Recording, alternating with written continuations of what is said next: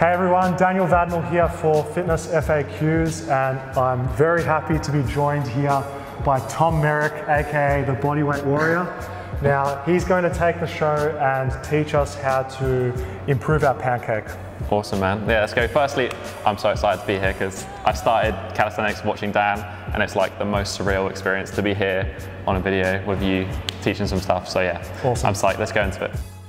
Yeah, let's start off by having a look at your pancake, and then also I guess we can demo for people who don't know what a pancake exactly is, because it's not the delicious breakfast food that everyone likes to eat. Unfortunately, it's a lot more intense, yeah? No, Daniel's just put me through a hell of a lower body session, so it's now my chance to give him a little bit of suffering back.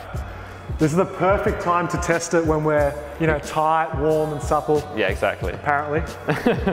So how do you usually do your pancake? Do you prefer like a narrower one? Do you go wider? What's your standards? So for me, I personally like arm's width. So if you fold forward and like push your leg out, as long as you can touch your feet, you're kind of not cheating into the middle split round to make your life easier. I like what you just said, because I would cheat by going wider. Yeah, you go wider and you need less hamstrings to get down and you feel better about yourself, but the pancake's not as good.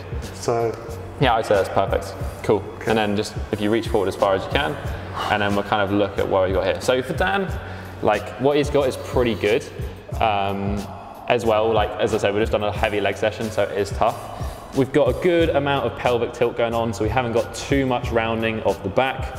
But I think one of the biggest limiters is just going to be his ability to activate his thighs, which he's doing now, but from previously was relaxed.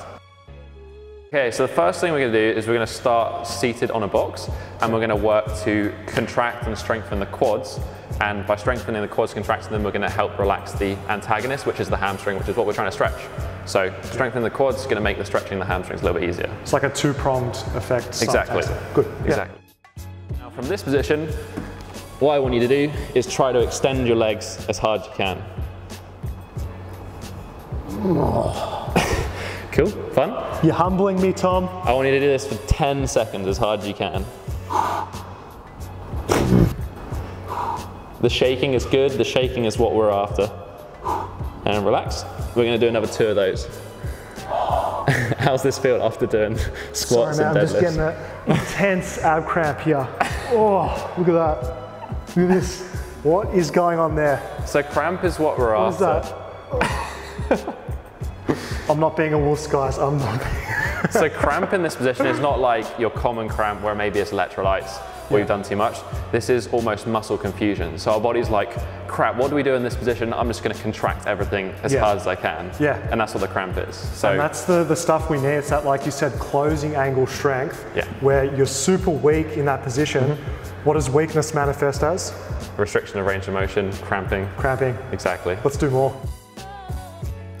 So all I'm doing here, I'm not putting a lot of weight on, I'm just helping Dan keep his hips connected, and you're going to try and contract your quads as hard as you can. Nice. And we'll do one more. This time I'm trying to progressively increase and ramp up. Now I'm pretty close to max. See the shaking?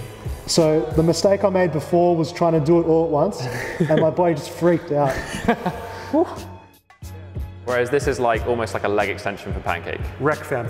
Yes, yeah. So do you want to maybe like try your pancake again, see how it feels? It should feel a little bit better. So hopefully magic, full chest to floor. Yeah, that's it. I feel like I'm able to pull.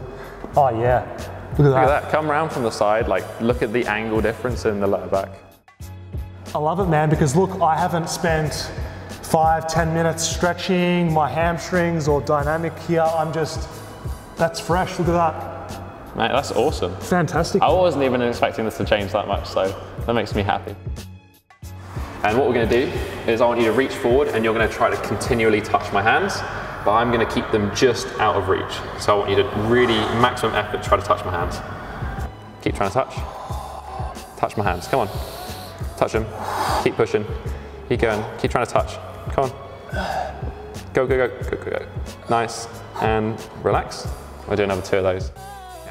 And I'm just keeping them just out of distance. Keep going, and relax. And if you don't have somebody at home to do this, what you can do is you can get a block and try to push it away. And then when you come back up, you then have to reach further and try to push the block away further. Nice. And relax. that's intense.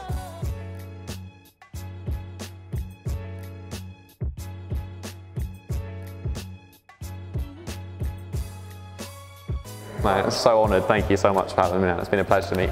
No worries, man. Thanks. And also, I've never trained with anyone who trains harder than this guy, so it's been fun.